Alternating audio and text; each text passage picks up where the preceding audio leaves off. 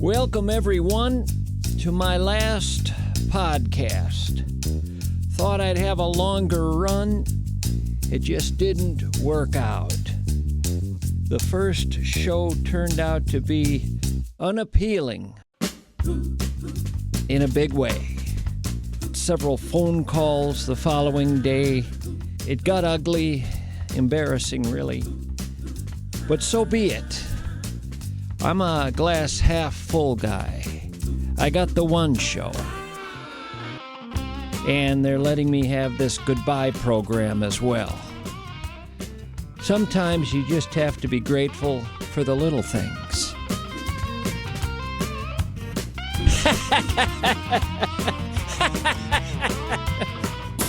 Nah, we're going to keep rolling. We'll see how this goes. I would like to find out if any of you enjoyed the last show at all.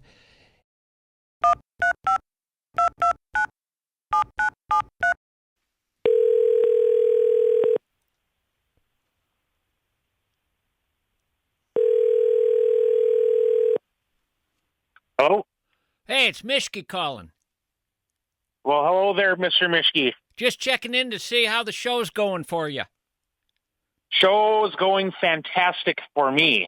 What am I catching you doing? Taking Doppelbock out of a whiskey barrel and putting it into kegs. You're a brewer. I am a brewer, yes. What do you brew? I brew a little bit of everything. Cream ales, lagers, stouts, IPAs. Like I said, Doppelbock, that I'm doing right now. Well, beer is proof God loves you and wants you to be happy. That's absolutely true. Who said that? Ben Franklin. Damn right. Good man. Well, I just wanted to check in, see how you like the show. This is show number 2, so it's too early for me to get a read on it. Well, you know what? It makes me feel like I did when I was a little boy, so. You used to listen when you were a little boy? I sure did, when you were on KSTP, late at night. How old were you? Oh, maybe 9 or 10. You were one of those kids.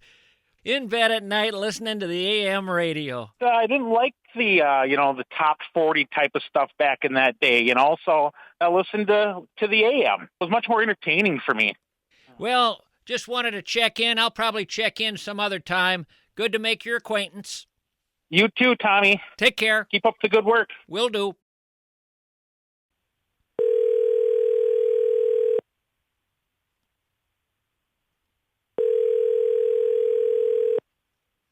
Well, this is Josh. Hey, it's Mischke calling. Hey, how you doing? Good. Just checking in to Good. see how the show's going for you. Everything all right? Yeah, how you doing? I'm well. Any specific changes you'll be needing to see? I loved every moment of it so far, yeah. I'm surprised to hear you call. I'm actually sitting at a meeting here right now, but what's the I'd love meeting to follow about? up with you later. What's the meeting about? Alternative investments. Alternative investments? Let me talk to the fellas. How many are you there? There's 2 of us. Well, let me at least say hi to the other fella. All right, sure, 1 second. This is Matt. Hey, my name's Mischke, and I'm just calling around the country asking if anybody has any insight into investments I could be making to better myself. That's great. Any suggestions? Anything would be Sorry, helpful. I don't know a damn thing about money. I've never understood money. I still have the crumpled up dollars in my pocket. I still walk around that way. I don't even have a wallet. Yep. Sorry, who is this? Name's Mischke. Okay, nice. Where are you from? Well, I was born and raised in St. Paul. I originally hail from St. Joe's Hospital, downtown St. Paul. Okay. Came out weighing 11 pounds, 6 ounces. The old man wanted my initials to be TD. Thought I'd be a football player. Blah, blah, blah. You know how it goes. Hey, you're back on the line with Josh. I'd love to talk to you some more, but I got to get going. Okay, so, I understand. Hope I didn't ruin things for you. No, everything's great. Okay, take care. Thank you. All right, I'll see you.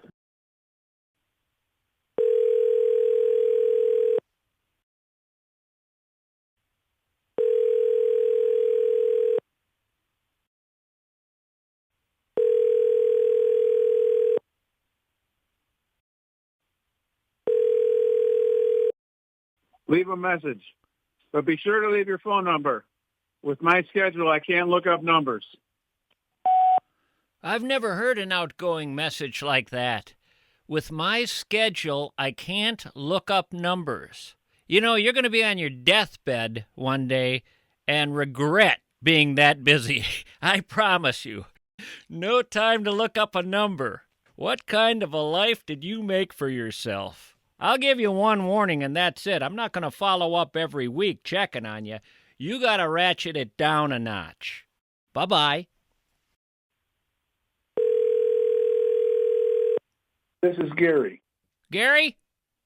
Yes. It's Mischke. Hey, how you doing? Good. How's the show going for you? Well, it's only been one show. Well, you got to check after the first show. I'm not going to be checking after the 100th. It's when it's new and fresh, and I don't know what the hell I'm doing. Everything all right? Yeah. It's nice to have you back on. Yeah. I tried listening to your other podcast a while back, and too many obscure people from too many obscure places. Pretty much the nature of that show was obscure people from obscure places. That might as well have been the title of the last podcast I did. I've enjoyed when you're on the radio years ago. Mm-hmm. Sat home at night washing dishes, listening to you on the radio was the funnest time. There's a real romantic image to me of a guy at night at home doing dishes, listening to the AM radio. That's a period in America that, to a large degree, has come and gone. It doesn't happen anymore because now you have the podcast and you turn it on, you put it in the car or at work or this or that. A little more convenient. You don't miss as many shows.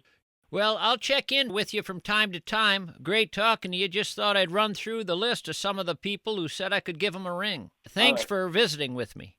Thank you, sir. Bye. Bye-bye.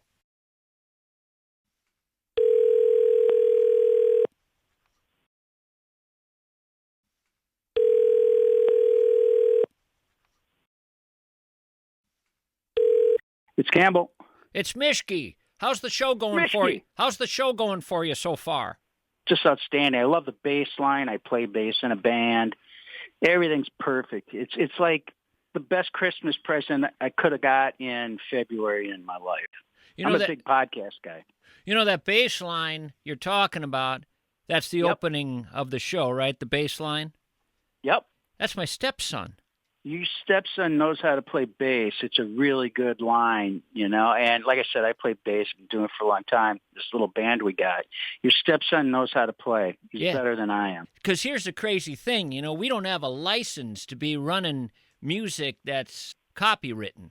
So I had to find my own music. And I just grabbed a song I wrote and recorded years ago, and he was playing the bass. Maybe I'll play a little bit of it. Let you know what that opening theme really is when you allow the vocals in and the song to play. I'm listening.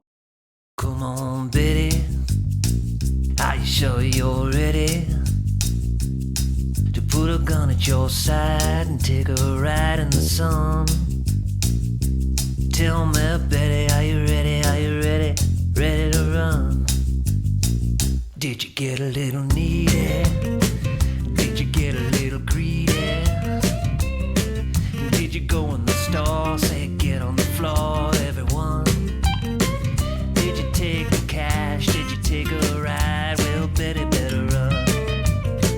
Hey, Tin Can Teddy, he loves you, Betty. Oh, but as back there thinking you just went drinking with a chum.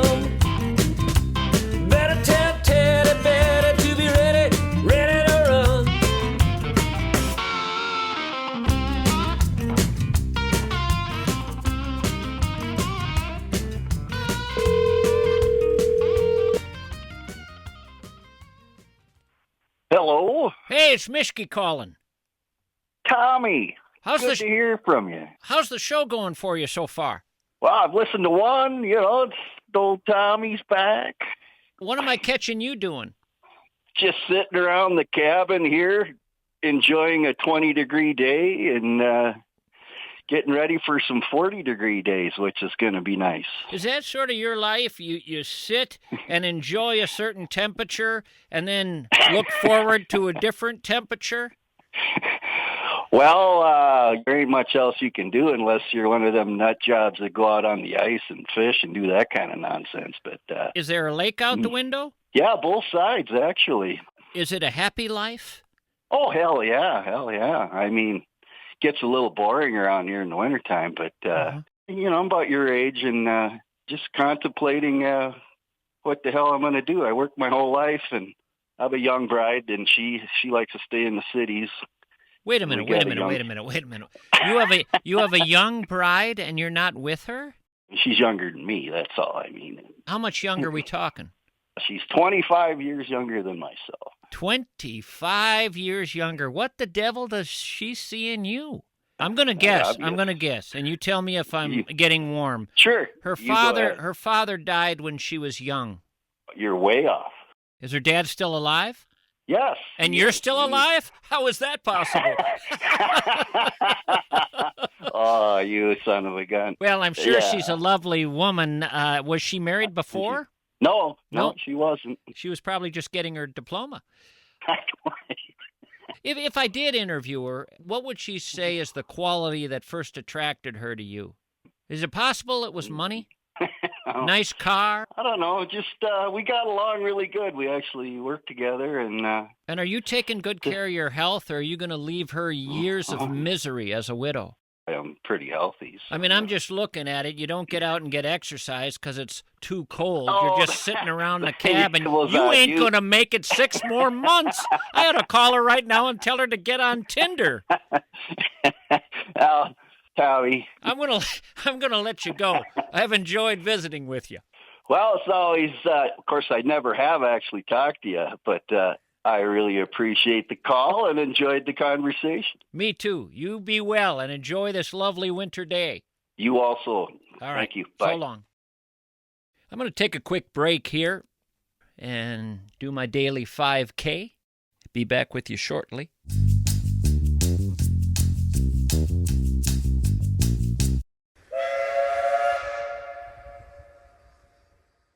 Spectacle Shop is a sponsor of this podcast.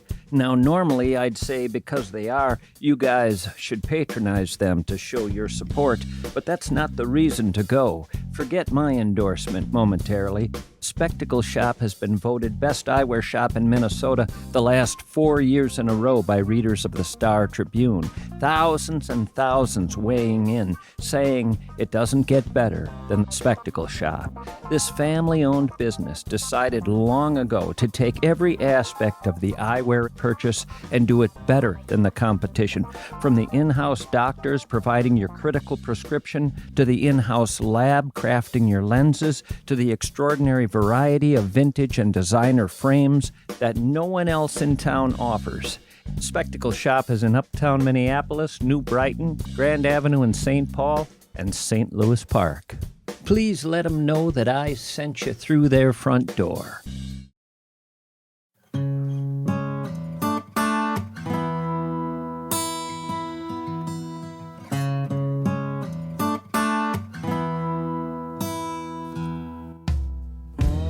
Over the 50 years that Lorne Michaels has been at the helm of Saturday Night Live, he's become a rather revered and inimitable presence in the entertainment world. He's considered a tastemaker, a mogul, a genius spotter of talent, a shrewd businessman, a name dropper, a raconteur, the winner of more than 100 Emmy Awards, and in a lot of ways, a mystery. Generations of writers and performers have spent their lives trying to figure out old Lorne. Tracy Morgan called him Obi-Wan Kenobi. Kate McKinnon called him the great and powerful Oz. Bob Odenkirk called him some kind of very distant, strange comedy god. Susan Morrison has just come out with a biography on Lorne Michaels. The book is called Lorne, the Man Who Invented Saturday Night Live.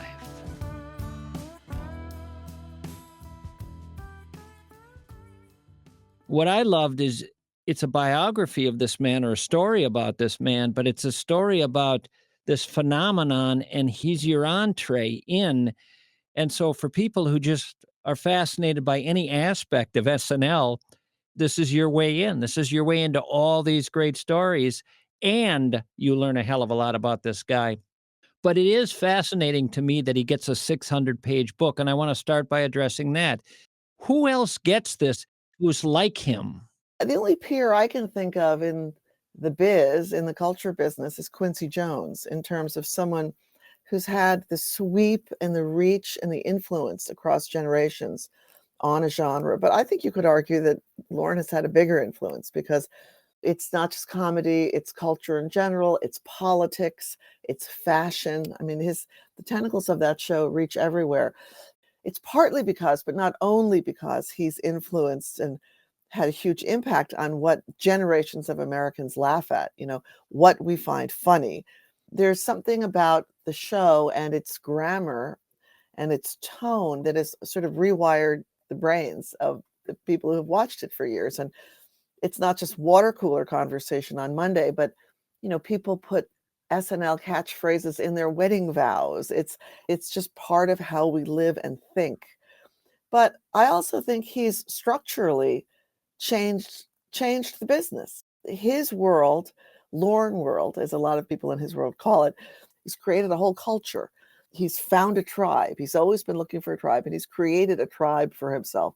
It's multi-generational. All these people know each other. They play in the same sandbox. He's set it up. They appear in each other's projects. There's nothing quite like that. Yeah, I can't think of a more important and, through his efforts, more influential person in show business over the last half century. I did find myself reminded from time to time of Jan Wenner of Rolling Stone, just in terms of creating this cultural phenomenon and being so associated with it. I'm sure somewhere along the line, Lorne might have said to himself, is this all I want to be associated with, or do I want to eventually try some other things? And as we learn in your book, he does go away for 5 years and returns. I don't know how many people are familiar with that, but I wonder if a guy like that at some point didn't say to himself, I'm good. I'm good at what I do. I'm talented, and I have one run here. Life is short. Let's try something else. Let's build something completely different. After 5 years at the show, he was completely burned out. After the first 5 years, he'd lost a key part of his cast. He'd lost Chevy Chase, John Belushi, Dan Aykroyd, and he knew if he were to continue doing it, he'd have to really rebuild. And he was exhausted. So he left, and he thought that might be the end of the television part of his life. He thought the Mike Nichols part of his life was about to begin, and he might go on to become a great movie director, which was an early ambition of his. Couldn't really get anything made that he liked, so that ended kind of in tears. And 5 years after leaving SNL, NBC begged him to come back, threatening to kill it without him. He had that moment. He had that moment that you just described.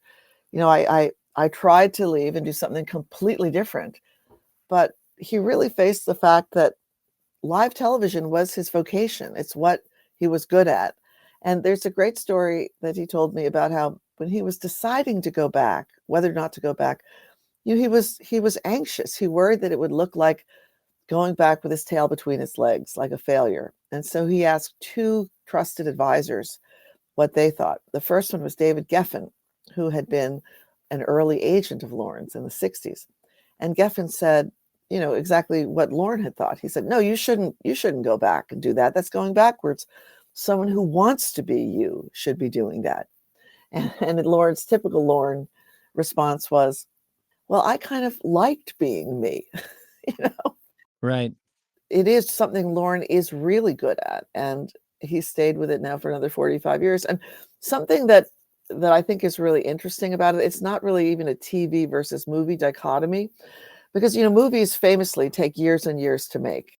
But the thing that suits him, the thing that suits his temperament about Saturday Night Live, is that it's over and done once a week. His longtime head writer Jim Downey has a really smart assessment of Lorne's abilities. He says Lorne Michaels is the kind of guy not so good at term papers, but really good at exams. And what he means by that is if he's just sitting around noodling with something and he can turn it in whenever he's finished with it, he's never going to finish it. But if it's an exam, with pencils up, now you're done. As another person said, the deadline is his cocaine. One of the things Lorne says at least once a week to somebody is, we don't go on because we're ready. We go on because it's 11:30. So he needs the cutoff. It's one reason why the movies didn't suit him, because he could just fiddle with them forever. There is an insane amount of adrenaline in this book. You are at page 350 in a man's career spanning 50 years, and you're only 5 years in because the insanity of the build up to it and those first years and just the crazy stories associated with that take up and should take up so much room. I mean, for me, the story of him creating this and those first years are just, I needed naps. The team meets in the afternoon Monday for the pitch with the host, throw out sketch ideas. Tuesdays, writers and cast work late, overnight, coming up with material. Wednesday, the whole team is gathered around a table. All the sketches are talked about. And this blows my mind. 40 or more sketches are read. It's Wednesday. It's going live on Saturday. They're knocking around 40 or more sketches. It's Wednesday. They don't decide exactly what the show is going to be then. It's still not known. Thursday, rewrites. They're honing it, but they don't know. Cast members are rehearsing scenes they might not even get to because it might not be a scene that's used. Friday, more rehearsals, more rewrites, sets are being built, sketches refined, musical guest is arriving. It just sounds chaotic. It comes across as chaotic. By Saturday and the dress rehearsal, you think, oh, please, now we have this down, don't we? But it's still not. It's up in the air. And sometimes after the dress rehearsal, he'll just shred the show to smithereens. It is amazing. But I think that it's that very adrenaline, that's a good word for it, that is what gives the show its mojo. It's like the Hunger Games, by the end of the week, or Survivor, who's voted off the island, who's going to be left standing in the end. They pay a price for it, a lot of Pepto-Bismol. On Sunday, they just had the big 50th anniversary hoopla last weekend. And Steve Martin told me that night at the party, he did a wonderful monologue. But they basically came up with that morning. I think there had been other things tried and discarded, but they were just throwing that together that day. You're doing it for 15 million people. So the idea that there's that much just faith that the talent is going to pull it off, that's part of the secret recipe, I think, that fear and adrenaline. But it also makes sense that they would fail often, that it would not be that funny on a given Saturday, that a certain sketch would bomb. I mean, if you're playing with fire like that and pushing like that and trying to do something that should normally take weeks in 6 days, and you're not even making decisions until the last minute, you're asking for trouble. And there must have been some desire to have that trouble, to live with that trouble, because what's his favorite word about shows? Uneven? Uneven. Yeah, he always says, on my tombstone will be the word uneven. There's never once been a show that he thought was a perfect show. There are always some things that work and some things that don't. And that's the nature of live. It's very human. It's a handmade show. I found myself thinking about improv. When you go to see an improv comedy show and you sit down, these guys are winging it. And when something utterly magical happens, you're amazed and you applaud with a delight that's far greater than if it had been planned out for weeks. I don't know that people give Saturday Night Live enough credit for the fact that this thing being done did not exist 72 hours earlier. I mean, it was an idea and it was being sketched out and it was kind of being worked on. But is there any other place in entertainment, I'll just go with television, where anything like that is done? I think it goes against what 99.9% of people in television would ever want before putting something on. Well, the thing it's closest to, strangely, is sports. I mean, a lot of these people, when they talk about their experience on the show, it's as if they're athletes. It's physical, it's unpredictable, they're sweating like crazy, they're running around, and there's no net. I can't think of any entertainment show that's anything like it. You talked about the Pepto-Bismol. I want to focus on those first 5 years, those before Lorne takes his break for 5 years. He goes 75 to 80, stops 80 to 85. Those first 5 years, those first 350 pages of your book that are dizzying in what both they're trying to do and what they eventually do and how they do it. It's demanding of people things that are possibly beyond what should be demanded of people if you would like people to be healthy human beings.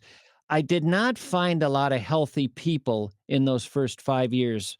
And I just mean that in terms of a life that doesn't seem like it's intended to put you in a grave by 30. They definitely pushed it. They lived fast and hard. And part of it was that they were making it up as they went along. Nobody was prepared for the big success of the show. In the beginning, it wasn't even that easy for Lorne to find people who wanted to do this because it wasn't prime time. The pay scale was very low. So they were just thinking, well, this thing, who knows if it's going to work? There's not very much money. But then they were suddenly superstars. And if you're a young person, also, that's just that's a big psychological turnabout. And I think that was hard for them to deal with. Just it was difficult. Plus, they were working all night. And Lorne always says that the office was probably nicer than most of their apartments. So nobody went home. You wrote about their apartments. Chevy Chase has a mattress. That's it.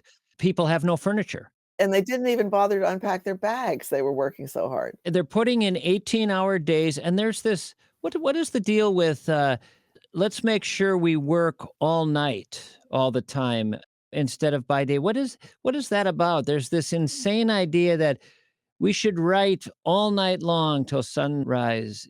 Do you get better work out of people? In the beginning, I think they did it because they weren't that organized. They were using a lot of cocaine and they could stay up all night.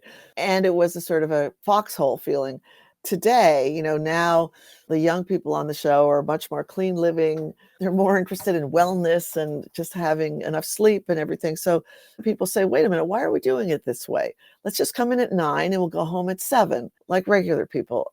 And part of it is that Lorne himself is a night owl. He's always liked to work at night and sleep late. And he's sort of superstitious. He doesn't like to mess with tradition. But he does have justifications, at least that he's come up with, for why he likes to do it this way. One of the things he says a lot is, fatigue is your friend. And by that, he means if you're up at 2 a.m. in the office, eating a cheeseburger with all your pals, you're in the trenches, you're punchy, you're exhausted, but he thinks that the self-consciousness goes away, the defenses come down, and you are perhaps going to be freer and more creative. He seems to think it works that way, and enough people have gone along with it that I guess it works for them. Lorne in the book doesn't ever come across to me as unhealthy as a lot of the people he works with. He comes across in your book as pretty well in charge of his life and knowing how to make his life work for him while he's watching, again, in these beginning years, other people's lives sort of falling apart. I mean, you got women on the show with eating disorders. You've got men on drugs every single day in ways that you can't believe is being allowed if you're paying people to put out a show. And Lorne is very tolerant of the drugs in those early years. His thing is, hey guys, learn to rotate your drugs. You should be able to handle your drugs. I know you're all on drugs and you just got to learn to work with it. Yeah, I mean, he had a very laissez-faire philosophy. He thought that what people decided to do with their bodies or in their private time or in their private lives was their business. But this wasn't in their private time. Well, that's a good point. But he still thought that he shouldn't interfere. Now, after Belushi's overdose, which didn't happen while Belushi was on the show, he changed his mind. He realized this philosophy is wrong. These people are vulnerable. You need to give them more guidance, more guardrails. And that's why years later, when Chris Farley had all kinds of addiction issues when he was on the show, drank and drugs, and Lorne took a pretty firm hand with him. He would ban him from the show if he was in terrible shape. More than once, he sent him to a really tough love rehab facility, not a kind of a posh Beverly Hills place, but I think a place a military place in Arkansas. He realized, like, I do have to help these people because they can't handle it. Lorraine Newman once wrote a note to Michaels. The note said, "My weight problem. I've gained 5 pounds, 3 more, and I will weigh 90 pounds." Gilda Radner said she had thrown up in every toilet in Rockefeller Center. It's interesting what you said about Farley. That definitely speaks to the contrast and the maturing of Lorne. Look at how different the way you talked about Lorne Michaels with Farley is from what you write about with Belushi. One Saturday, Belushi was in such bad shape that he said he couldn't do the show. He'd been up for 3 nights straight partying with Keith Richards. Michaels conferred with a doctor who was evaluating Belushi in the dressing room. The doctor said if Belushi performed that week, his chances for survival were 50-50. Michaels said, "I'll accept those odds." Belushi did the show bloated and perspiring. When he said live from New York at Saturday night, it was a raspy croak. He could barely get the words out. I mean, I have to say it's exhilarating reading this. Every now and then you realize you're talking about real people here. And of course, these people are killing themselves. Yeah. There is something fascinating to me about Lorne being able to keep this show funny. And maybe you can help me understand this. By now, and actually even many years ago, he should have been the old guy who was putting out shows that were no longer hip because he himself got old, got rich, got into a lifestyle that wasn't remotely like anyone else's in America. Somehow that should have adversely affected the show because he is the guy who decides what goes, what's funny. He starts out, for those who don't know, he was a comedy writer originally. He starts out before SNL as a comedy writer. So he is a funny man. He's a man who understands comedy. But there's a difference between understanding comedy at 25 and still trying to claim you understand the zeitgeist at 55. Today he's 80, right? Yes, he's 80.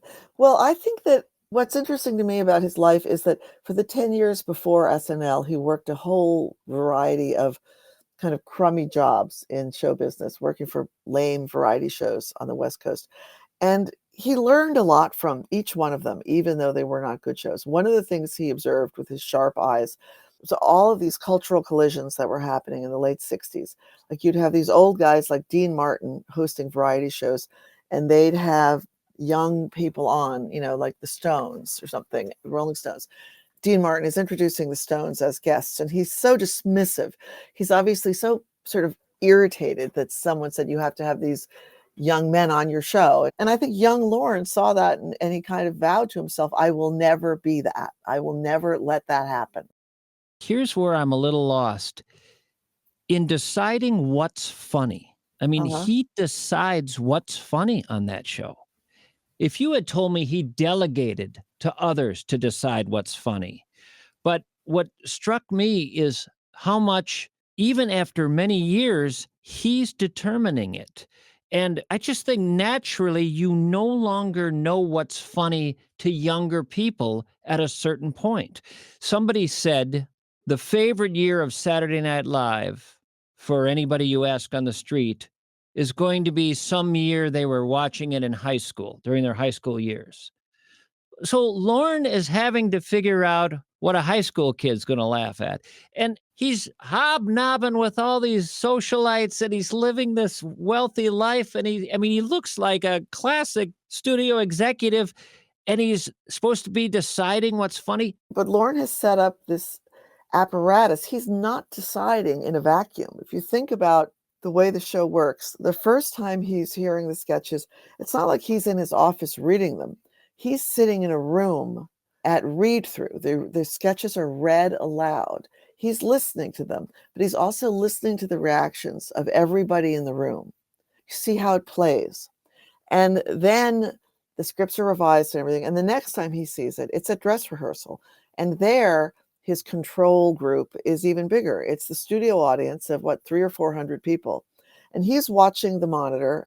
But he's also listening very carefully to what everybody in the audience is doing, listening to whether they're laughing or not. Then he just decides. And when the show comes out, and it's unbelievably good. Just a smash Saturday night. Everything came together. It was wonderful.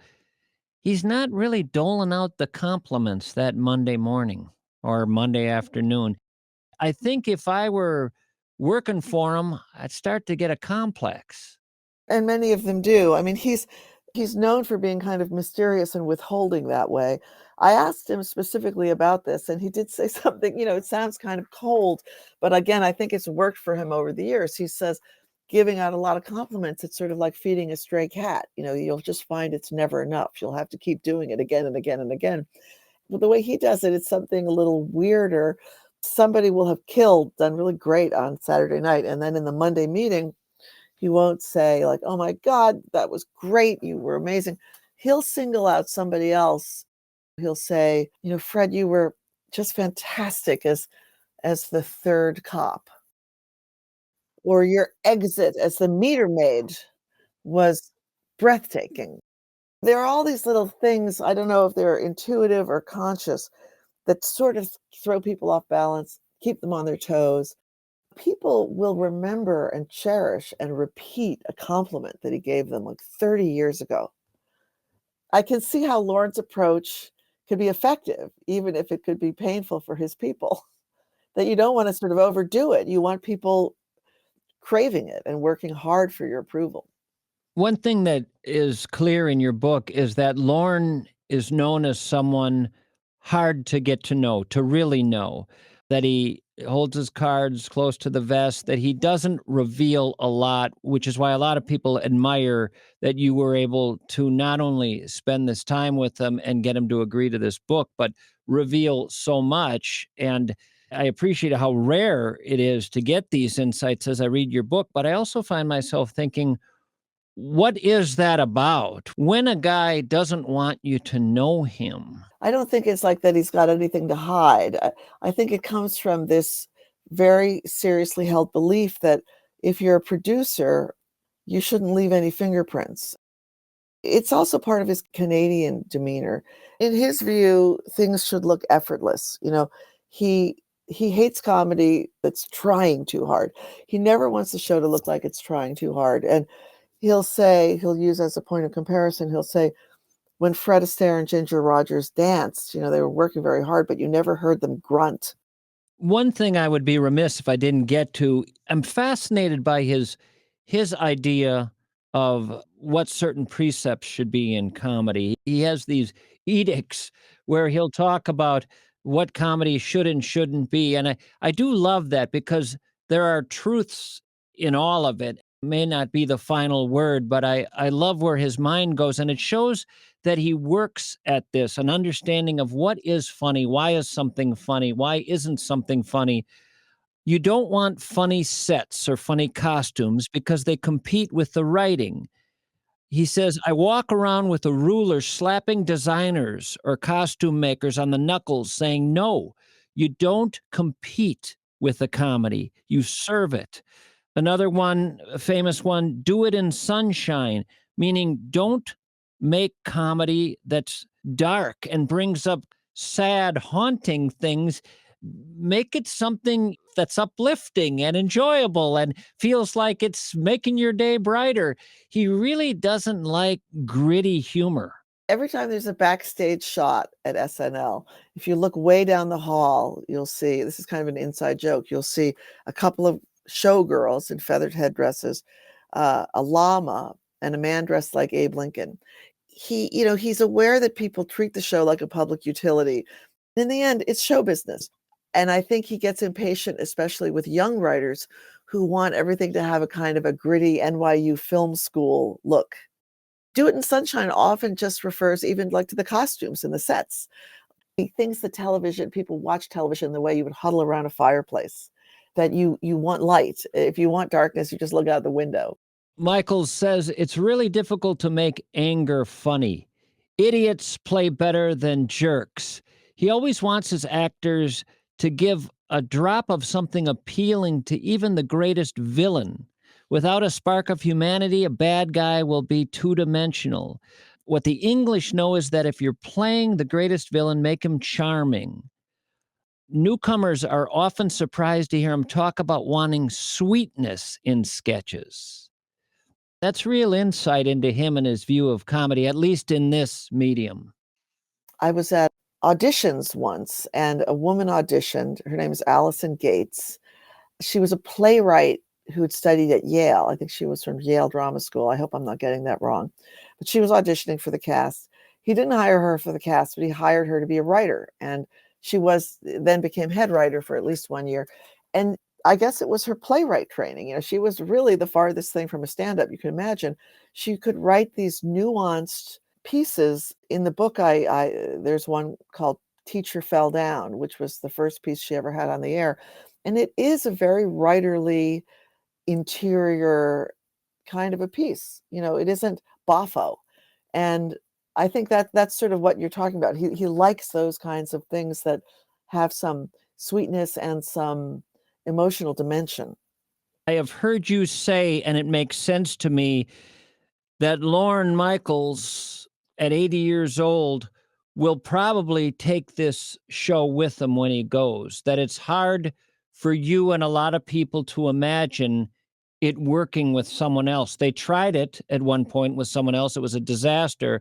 There is something about him and this show that is a marriage that perhaps can't be dissolved without both going down. And he doesn't sound right now like he's planning to walk away, but at 80, he can't be that far away.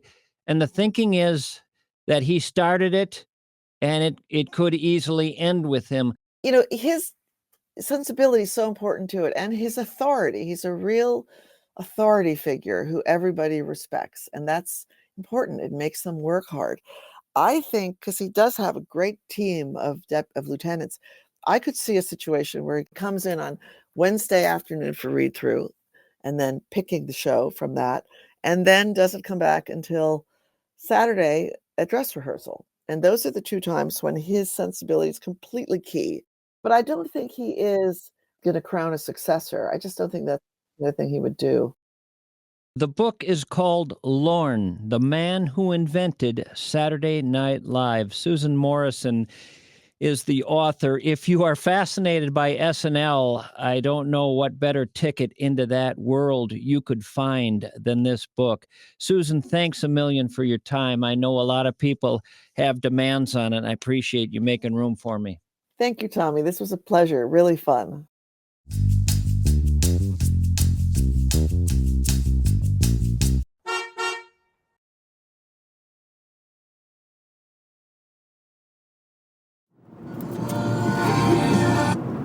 I took the lead.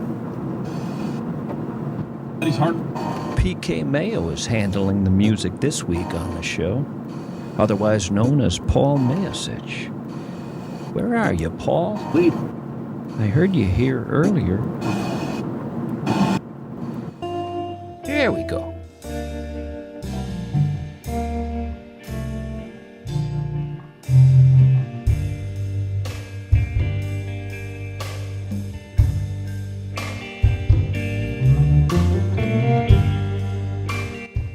This story was buried in the news recently, and I don't think it should have been. It was one of the most interesting things that I've come across in a while. You may have caught it. A man from a totally isolated indigenous tribe that had no contact whatsoever with modern civilization came walking out of the Amazon rainforest just this month into the community of Bela Rosa in Brazil. The guy just walked out of the Amazon into town, and I'm not joking with you, was looking for fire. It sounds like an SNL bit, but this is a real news report. Associated Press. He was from an indigenous tribe that has had no contact with the outside world whatsoever, none. There are only a small number of tribes left on this planet that can say this, and this guy was from one of them. But he walked out into civilization and came into a little town, apparently looking for fire. This occurred around 7 p.m. in the evening on an otherwise quiet Wednesday in Bela Rosa, a community along the Purus River in Brazil. Footage obtained by the Associated Press shows him barefoot and wearing a small loincloth, calmly carrying 2 logs, looking to see if he could find any way to light them. This is all real. My assumption is this guy was coming from a tribe that would have normally been using the friction method, rubbing a stick against a piece of wood to create friction and cause a spark. Now, I have a hard time believing he was out of sticks in the rainforest. That's when we'll know we're in trouble, by the way.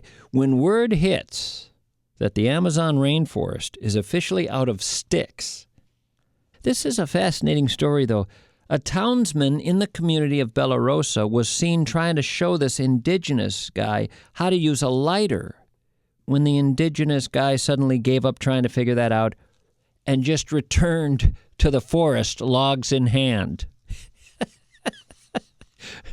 That's too complicated. I'm going back 10,000 years. That's a rather crazy story on multiple levels. First, that there are still indigenous tribes living more or less as people lived 10,000 years ago. What happened here? I mean, we were all living that way at one point, obviously, several millennia ago. But now, some guys in this world have a smartphone and a Tesla and a laptop, and others are looking for a stick to rub against a piece of wood. What happened there?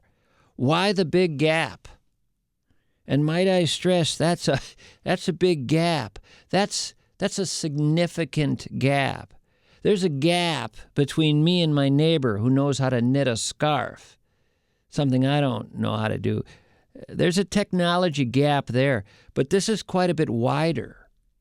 One group of people has advanced to the point of putting a probe on Mars, and the other has advanced to...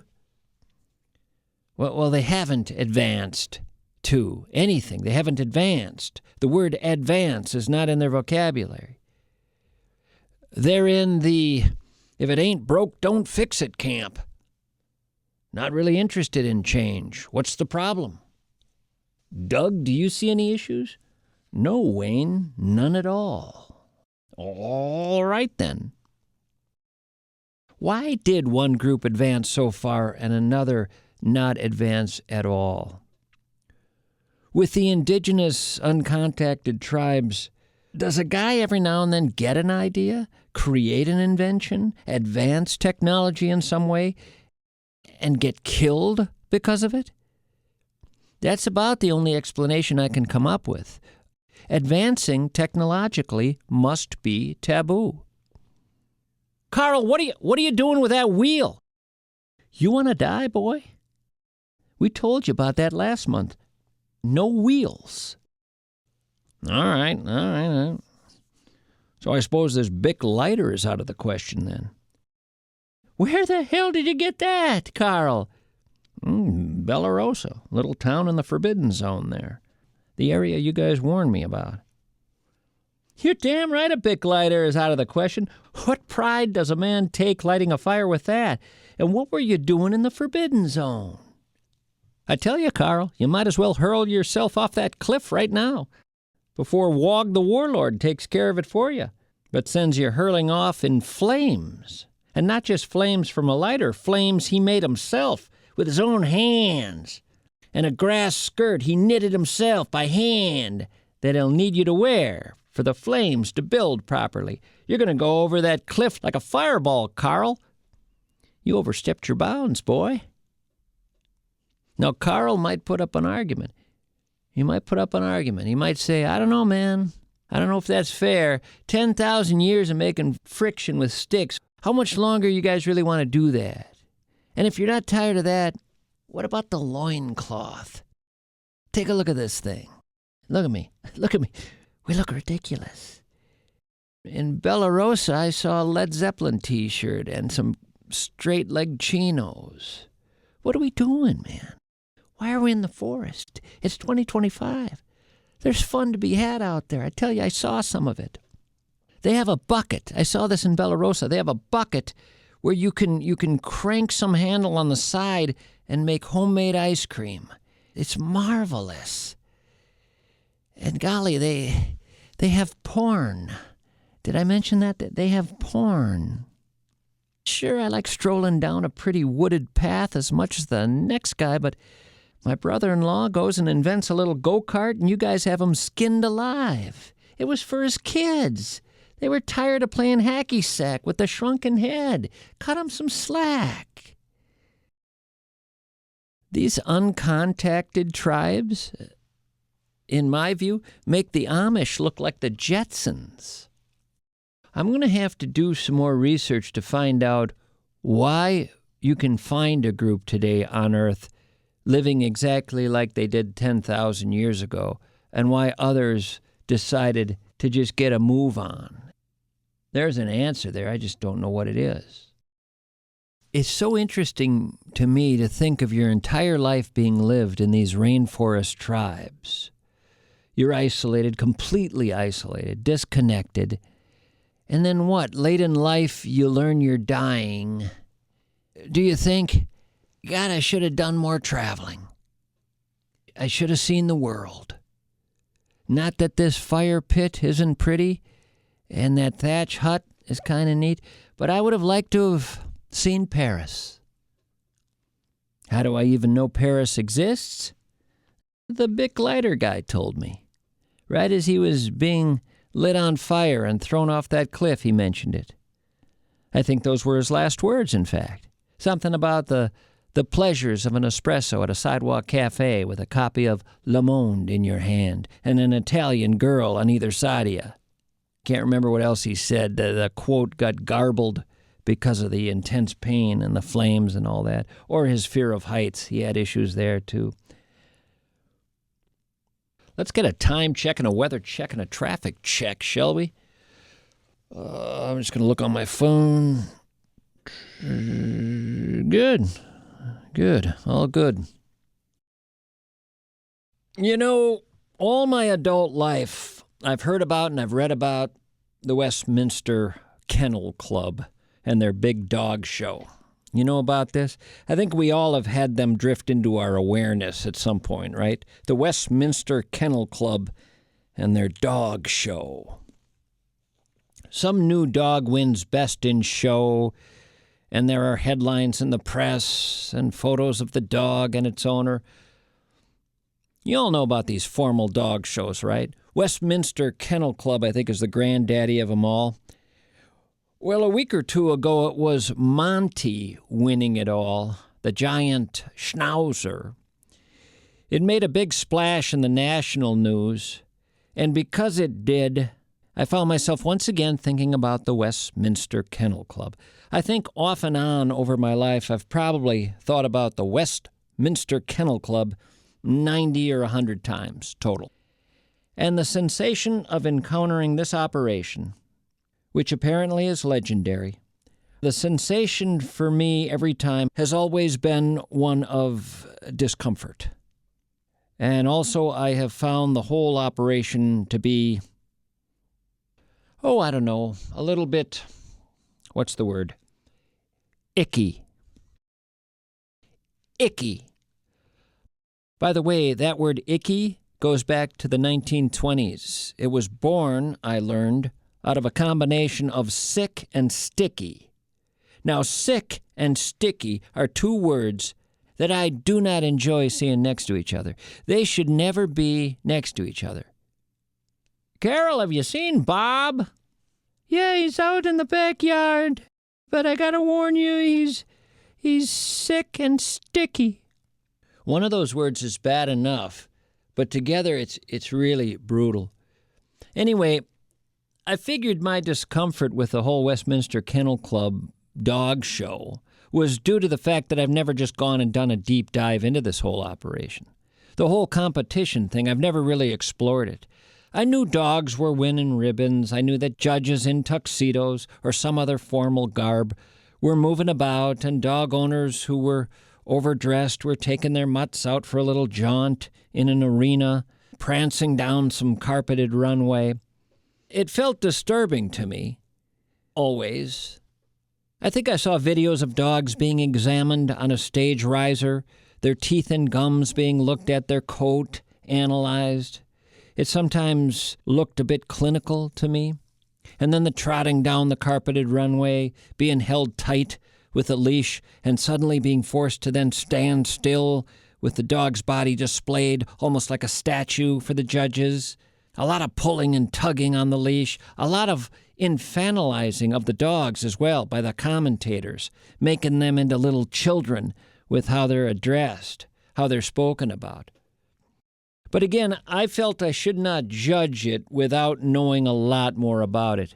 And though this is not an area that I wanted to study at all, I did really go all in this past week, and I learned everything I could about this club and this competition.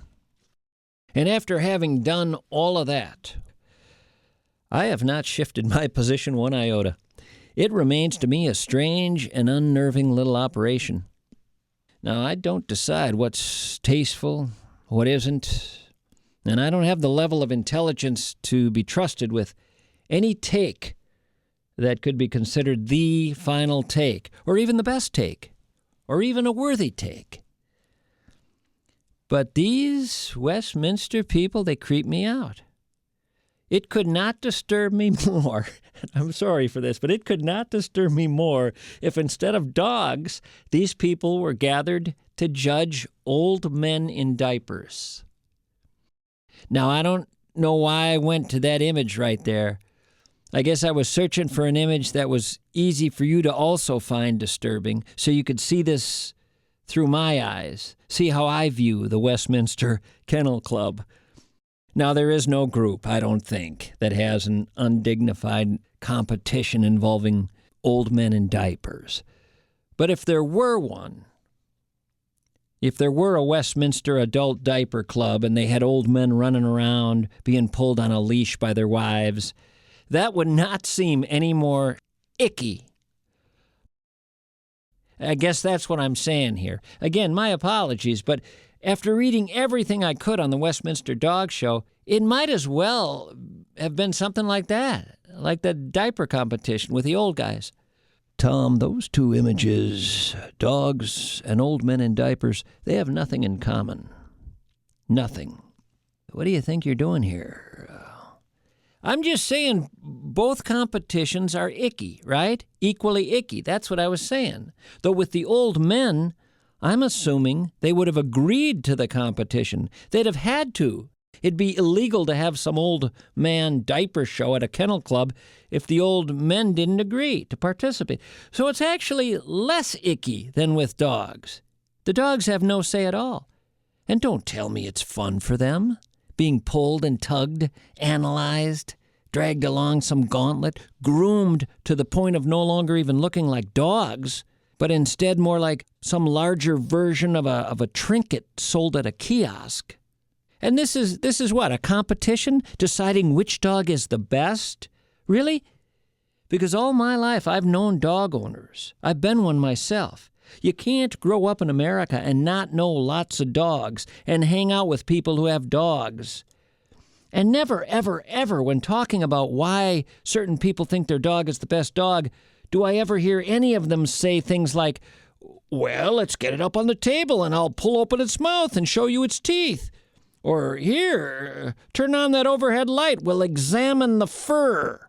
Or, watch as I go down the sidewalk back and forth with this tight leash, watch this. That's not what makes their dog the best dog. Nobody thinks that way. Just the Westminster Kennel Club people and their sick competition, which I do believe one day is going to devolve into having old men in diapers leap onto stage risers, being given little treats for doing so. Tom, would you drop that comparison, please? Why are you fixated on that? Because it's equally unnatural. That's why. That's what I'm saying here. This is unnatural. When you think of Americans and their dogs, what would one of the competition categories be if average people who have dogs made up the Westminster operation? It would be something like this. And here in this category, we have the how does the dog react when the dog owner comes home from work competition. Look at that. Look at that schnauzer run up and greet its owner so lovingly.